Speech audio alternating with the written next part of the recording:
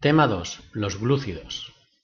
Apartado 3. Disacáridos y polisacáridos. Buenos días, chicos, y bienvenidos a una nueva clase sobre los glúcidos. En nuestra última clase comentamos las características de los monosacáridos. Vamos a comentar ahora las características de los polímeros formados por la unión de varios monosacáridos con estructura cíclica, los cuales en conjunto se denominan óxidos, con S. En primer lugar, debemos recordar que cuando se unen entre 2 y 10 monosacáridos mediante el correspondiente enlaces O-glucosídicos, se forma un oligosacárido, mientras que si son más de 10 los monosacáridos unidos, la molécula formada es un polisacárido. Comenzaremos con los oligosacáridos, los cuales pueden ser disacáridos, trisacáridos, tetrasacáridos y así hasta los óxidos formados por 10 monosacáridos. En cada una de estas uniones reaccionan el grupo OH del carbono anomérico del primer monosacárido con el grupo OH de un carbono del segundo monosacárido. En la unión se desprende una molécula de agua y los monosacáridos quedan unidos por un puente de oxígeno. Dependiendo de que la configuración del primer monosacárido sea alfa, es decir, con el OH por debajo del plano que forma la molécula, o beta, es decir, con el OH por encima del plano que forma la molécula, el enlace se denominará alfa o beta glucosídico. Esto tiene su importancia, ya que no tenemos enzimas hidrolíticos para digerir el enlace beta glucosídico, por lo que no podemos hidrolizar los polímeros que tengan dicho enlace, como es el caso de la celobiosa y de la celulosa. En cuanto a los disacáridos, estos son oligosacáridos formados por la unión de 2 monosacáridos mediante el enlace O-glucosídico. Como ya habréis imaginado, las propiedades de los oligosacáridos son similares a las de los monosacáridos, es decir, son sólidos, cristalinos, incoloros o blancos, de sabor dulce, muy solubles en agua debido a la polaridad de los numerosos grupos OH. Además son reductores, por lo que responden positivamente a la reacción de Feeling. Aunque esto no pasa con todos ellos, ya que en ocasiones los carbonos anoméricos de los 2 monosacáridos se encuentran implicados en la formación del enlace glucosídico, perdiendo, por tanto, su poder reductor. Los disacáridos más importantes son los siguientes. En primer lugar, la sacarosa, que está formada por un primer monosacárido denominado alfa-D-glucosa, la cual se encuentra unida a una beta-D-fructosa mediante un enlace O-glucosídico entre el carbono 1 de la glucosa y el 2 de la fructosa. Lo representaremos como 1, flecha, 2. Se trata del azúcar que tenéis en casa, extraído de la remolacha o bien de la caña de azúcar. Este disacárido no es reductor, ya que los 2 carbonos anoméricos de la glucosa y fructosa están implicados en el enlace glucosídico. En segundo lugar, la maltosa, que está formada por 2 unidades de alfa de glucosa unidas por enlace 1,4. Es el azúcar de Malta y se obtiene por hidrólisis de los polisacáridos con función de reserva. En tercer lugar, la lactosa, que está constituida por una molécula de beta-D-galactosa unida a otra molécula de beta-D-glucosa mediante enlace 1,4. Es el azúcar de la leche de los mamíferos. Por último, la celobiosa, que está formada por 2 unidades de beta-D-glucosa unidas por un enlace entre el carbono 1 de la primera glucosa y el carbono 4 de la segunda glucosa. Se obtiene por hidrólisis de la celulosa. Este enlace beta no puede ser hidrolizado por los enzimas digestivos, pero sí por enzimas bacterianos. Vamos ahora a comentar las reglas para la nomenclatura de los disacáridos, en las cuales debemos tener en cuenta los siguientes pasos.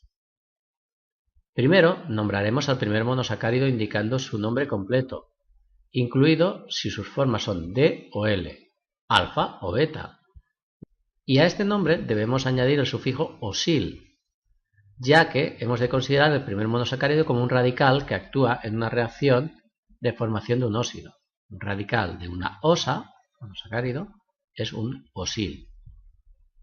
A continuación indicamos el número del carbono del primer monosacárido y del segundo monosacárido que se encuentran implicados en el enlace glucosídico.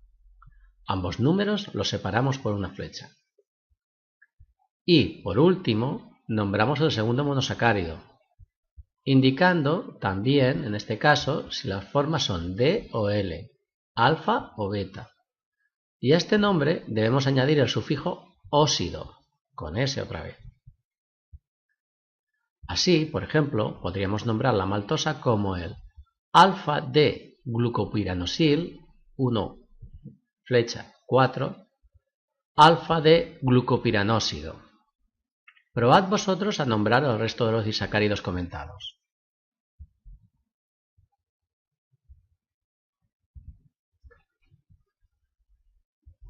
En cuanto a los trisacáridos, estos están formados por 3 monosacáridos unidos mediante 2 enlaces O-glucosídicos. Un ejemplo de trisacárido es la rafinosa, consistente en el monosacárido galactosa unido a la sacarosa. Recordad que la sacarosa era un disacárido, mediante el enlace glucosídico alfa 1,6. Se encuentra en legumbres y verduras, como alubias, guisantes o col. Debido a que el enlace comentado no es fácilmente hidrolizable por los enzimas digestivos, puede ser que fermente en el intestino, originando gases.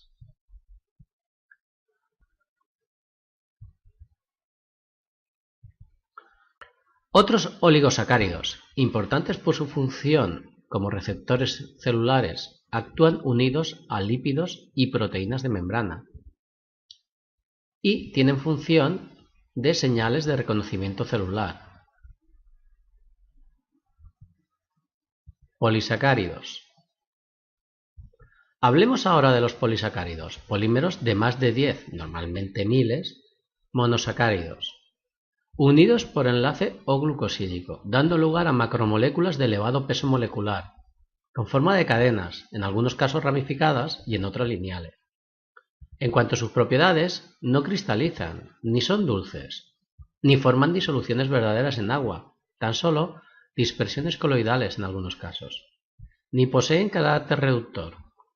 Sí que son hidrolizables en sus monosacáridos constituyentes. Podemos dividir a los polisacáridos en homopolisacáridos, cuando están formados por la polimerización de un único monosacárido, normalmente la de glucosa, y en heteropolisacáridos, cuando están constituidos por más de un tipo de monosacáridos. Los principales homopolisacáridos son los siguientes.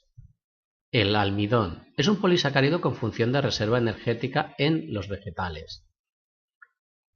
Es un polímero formado por 2 tipos de macromoléculas. La amilosa, que es un polímero de alfa-D glucosas unidas por enlace entre el carbono 1 de la primera glucosa y el carbono 4 de la segunda, dando lugar a largas cadenas sin ramificar con estructura helicoidal. La amilopectina, que es un polímero con estructura helicoidal de alfa-D glucosas, unidas como antes por enlaces entre el carbono 1 del primer monosacárido y el carbono 4 del segundo monosacárido, dando lugar a cadenas muy largas, pero estas cadenas se ramifican, debido a que también existen enlaces entre el carbono 1 de un monosacárido y el carbono 6 de otro monosacárido. Estas ramificaciones suceden cada 24 a 36 glucosas. Cuando estas ramificaciones se hidrolizan, dan lugar a destrina al límite, que solo se pueden hidrolizar por enzimas desramificantes. El glucógeno es un polisacárido con función de reserva energética en los animales.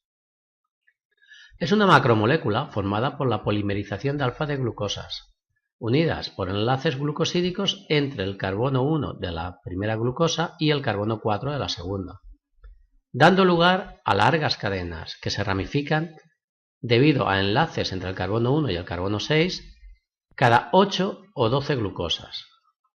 Para su digestión también se deben hidrolizar las ramificaciones mediante enzimas desramificantes. La celulosa es un polímero con función estructural en los vegetales, en los que forma parte de las paredes celulares. Es una macromolécula formada por la polimerización de beta-D glucosas, unidas mediante enlaces entre el carbono 1 de la primera glucosa y el carbono 4 de la segunda, dando lugar a largas cadenas sin ramificar, con estructura lineal. Estas cadenas se unen en grupos de unas 40, dando lugar a fibras, las cuales se disponen paralelas y se estabilizan mediante puentes de hidrógeno. En las paredes celulares también se encuentra la hemicelulosa, de estructura similar a la celulosa, pero formada por polimerización de pentosas, como la xilosa o la arabinosa, por lo que la molécula en realidad es un heteropolisacárido. Como ya se ha comentado, los enzimas digestivos de mamíferos no hidrolizan el enlace beta 1,4, por lo que la celulosa no puede digerirse. Esta es la causa de que sea considerada como fibra dietética no digerible. En animales herbívoros como los rumiantes, la digestión se realiza gracias a los enzimas celulolíticos específicos fabricados por las bacterias simbióticas que viven en su intestino.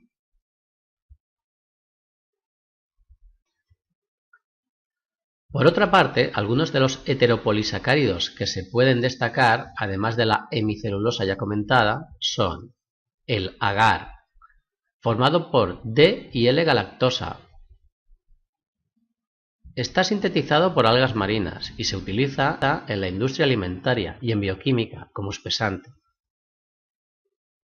O la goma arábiga, constituida por D-galactosa, ácido D-glucurónico, arabinosa y rhamnosa.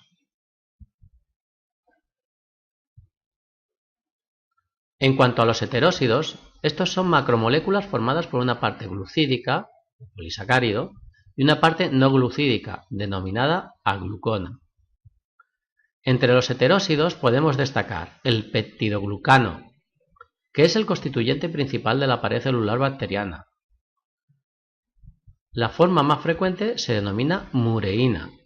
Está formada por cadenas de polisacáridos paralelas, integradas por dos derivados aminos de monosacáridos, que son el N-acetilmurámico, NAM, y el N-acetilglucosamina, NAG, que se van alternando. Estas cadenas están unidas transversalmente por puentes de naturaleza peptídica, formados por un pequeño número de aminoácidos. En las arqueobacterias se encuentra una forma especial del peptidoglucano, denominada pseudomureína. En los artrópodos, el exoesqueleto está formado por quitina. Se trata de un polímero de la N-acetilglucosamina. Bueno chicos, concluimos aquí las clases dedicadas a los glúcidos. Por ello, creo que ya debéis estar capacitados para realizar las actividades que nos quedan de los apuntes, es decir, desde la 9 hasta la 14. También las actividades de síntesis y, por último, las actividades de estilo de las pruebas de selectividad. Una vez realizadas y corregidas todas estas actividades, pasaremos a las clases dedicadas a los lípidos. Hasta pronto.